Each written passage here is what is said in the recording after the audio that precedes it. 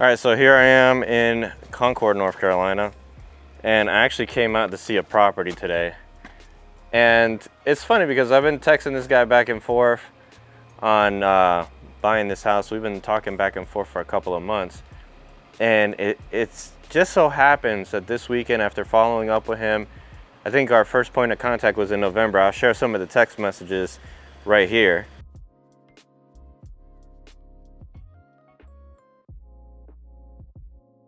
And he told me, he's like, yeah, you know what? I finally tallied up what I have in the house, because that's why we were going back and forth on why he wanted to sell it. And he said, I got 110,000 into it, and that's what I'm looking for. I'm like, okay, definitely let me come out and see what I can do, because even though 110 was doable, he kind of wanted a little bit more than 110. But I was kind of interested to find out why all of a sudden he got some motivation. So here we are seeing the house, and I see why now. So apparently this house was in a fire probably about a week ago. I can still smell it. This tape ain't that old.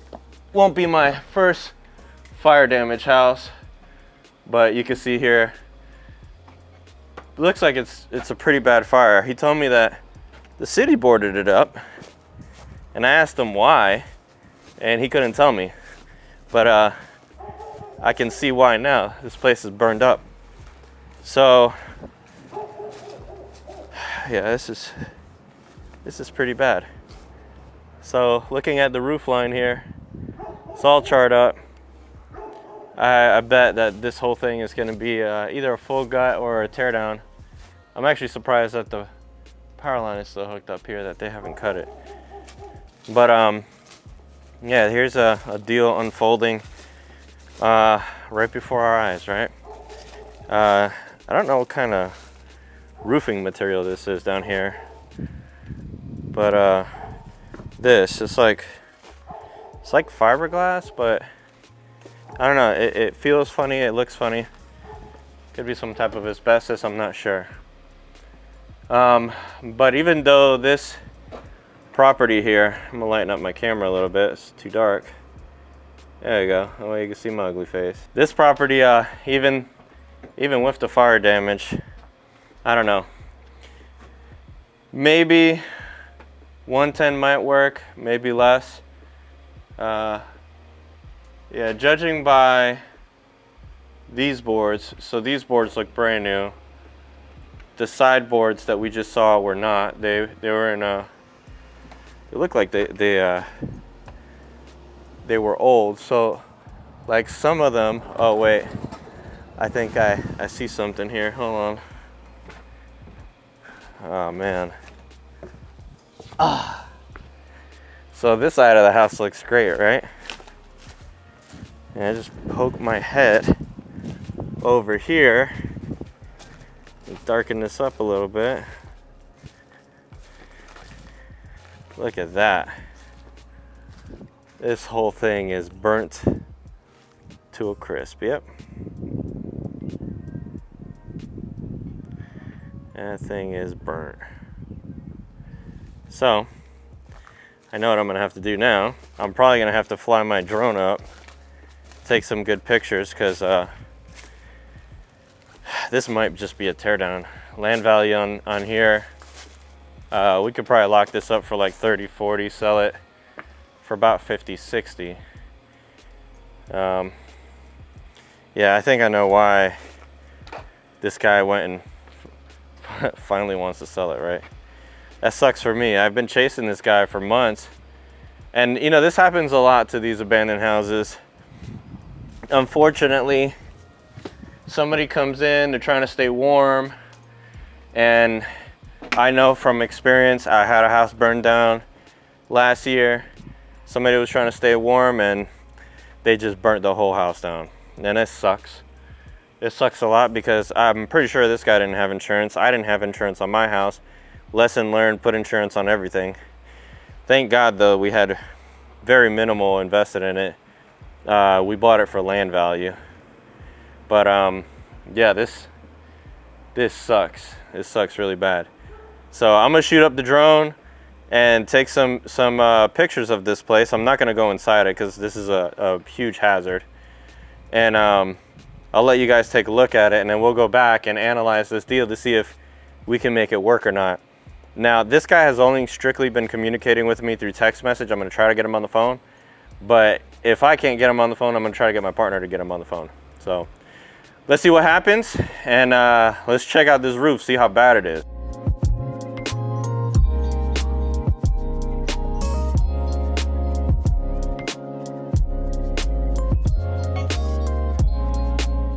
All right, so made it back home. It's been a while now. It's currently 6:31. So I'll tell you how it went.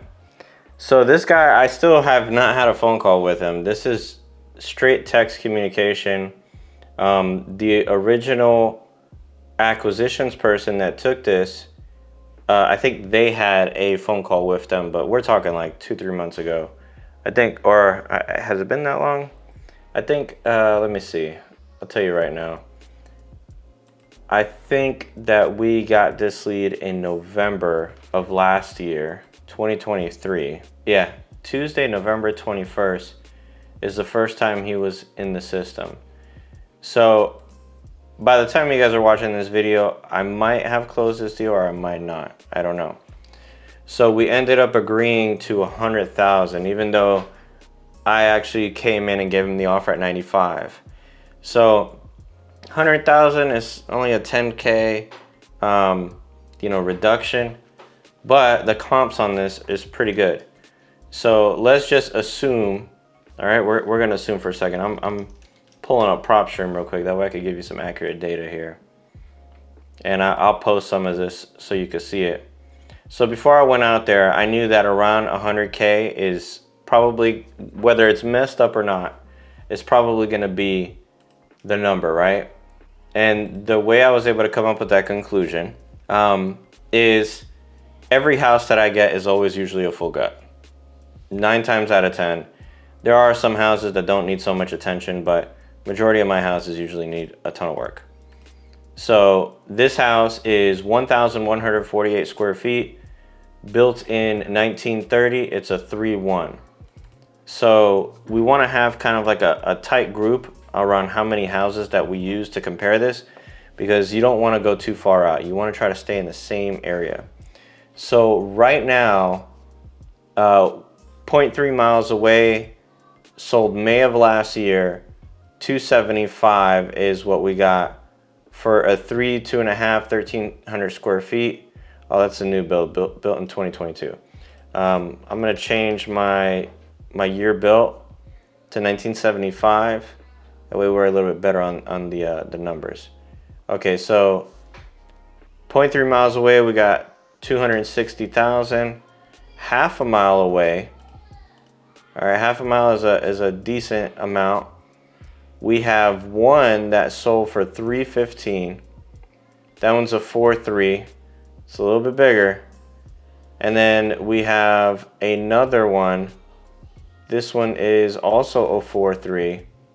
$284,000 is what it sold for back in September. And then we have a 3.2 that sold recently in December for 262. So it's close to 300K.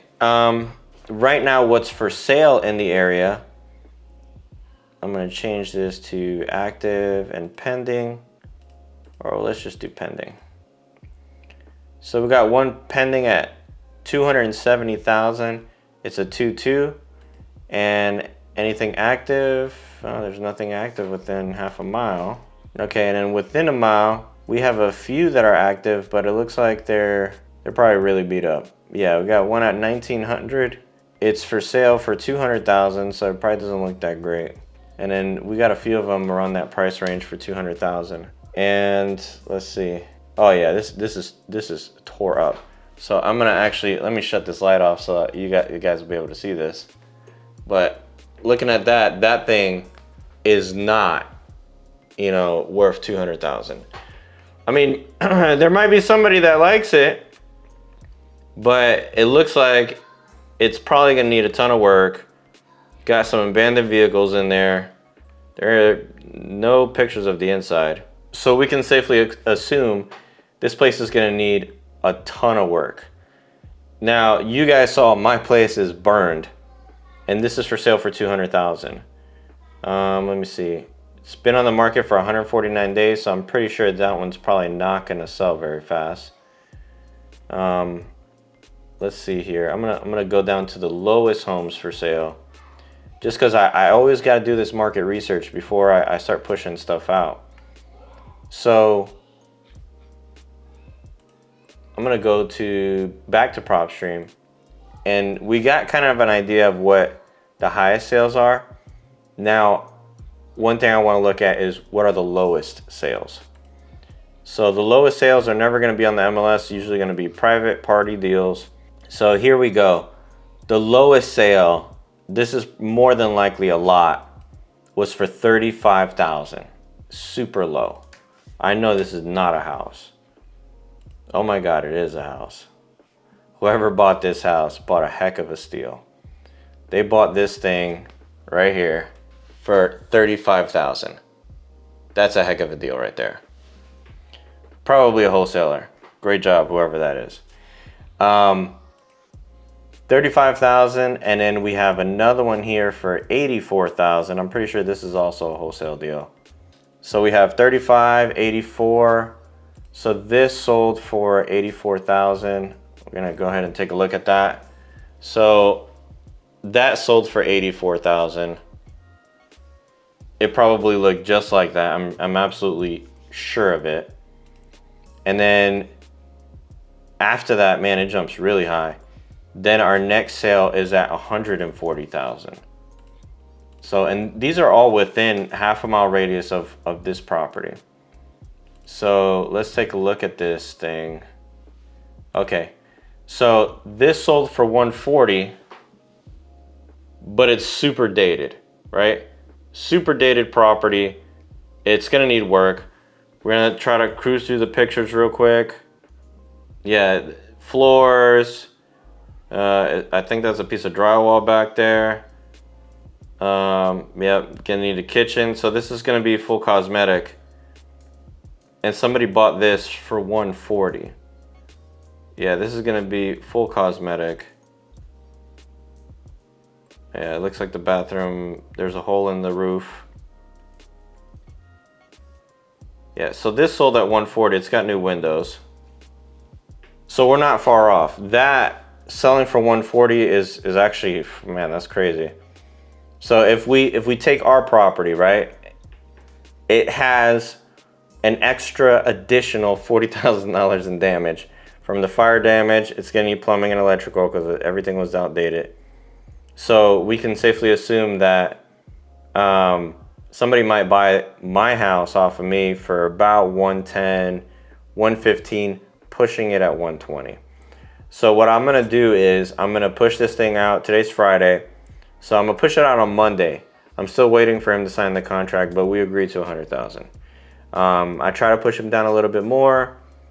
He actually wanted more than $110,000, and I just told him, hey man, you know, have you been here lately? I sent him a picture of the house, and he was like, oh, well, thanks for letting me know that, you know, it burned up. But he was still trying to push that, hey, you know, well, the house was gonna need a full gut anyway. I was like, you're right, but now I gotta worry about framing. We gotta worry about roof truss. We gotta worry about a lot more than what we were anticipating before. So hopefully we can get this done and wrapped up. Whenever you're gonna wrap up properties, my biggest suggestion is always look at the lowest sales. All right. So in the past 6 months, our lowest sale was the $35,000, and then you had the $84,000 and the $140,000.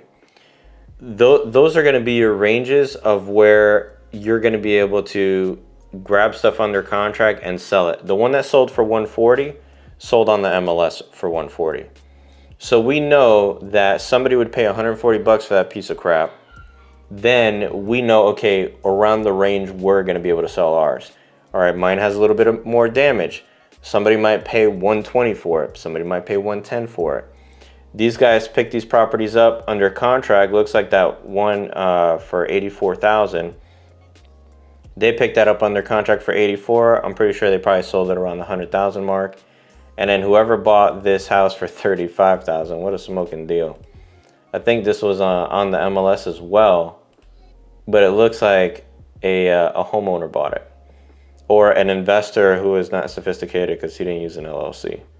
The other house, let me see, who bought this other house? Central Capital, Midland, North Carolina. So the investor that bought this house is he's owned it for 2 months, and I'm pretty sure he paid probably around 100,000, maybe a little bit more than that. It is a smaller house. Okay, it is a smaller house. 964 square feet. Ours is 1,148 square feet. So if you take the price per square foot, oh, and it's a 2-1. It's not a what's it call it? A 3-1. So it sold for $87 a square foot. Multiply that by 1148. Yeah, so this is our contract price, $99,878. So we're around the range we need to be at. If they paid $100,000 for that, if we use the price per square foot law here, let me see, 100,000, 964. So they paid 103 a square foot. If we multiply that by our property, yeah, then they would pay about 119. Okay, so we're in the same ranges. Hopefully this does play out. 120,000 would give me a $20,000 assignment fee. That'd be fantastic right about now. So again, when you're locking up properties, you want to run the numbers. If you don't see sales in your price range of what you're picking up something under contract, go back to the drawing board, figure out what's going on here. Like, hey, should I lock this property up at, let's say 140, right? If I would have locked it up at 140, I already know somebody paid 140,000 for a house with less damage on the MLS. So why would they buy mine? Those are things you got to ask yourself. Now, sometimes, you can push something out and it might sell, but 9 times out of 10, it won't. It'll be harder to sell, trust me. I've had deals myself, even recently, that I thought it was a deal. 5 days went by, got no bites on it. Time to let that birdie fly. You don't want to keep stuff under contract for too long. You hold up the seller, you give them false hope. We don't hold things until the contract expires. I know that everybody on YouTube talks about, oh yeah, just hold it till it expires, you'll be fine. Don't do that. It messes up the whole game for everybody, including yourself. You develop a bad reputation. So I hope you guys found this informative. I know I yapped for a while, but I'm trying to give you guys a good foundation on how to lock up properties under contract. And if you're in the Charlotte metro area, anywhere outside of Charlotte or in Charlotte, and you got a good deal, hit me up, man. I'll buy it from you. Even if I can't buy it from you, I'll help you JV it. I'm always open to JV. Hit me up on Instagram, Dan.Buys.Houses. Hit me up here on YouTube, Dan.Buys.Houses. Facebook, Dan.Buys.Houses. Email me, dan.buys.instagram@gmail.com. Hit me up. Annoy me. Let me know, hey, I got a deal, and let's work something out. So appreciate you guys watching. Hope you guys enjoyed this, and I'll catch you guys on another vlog.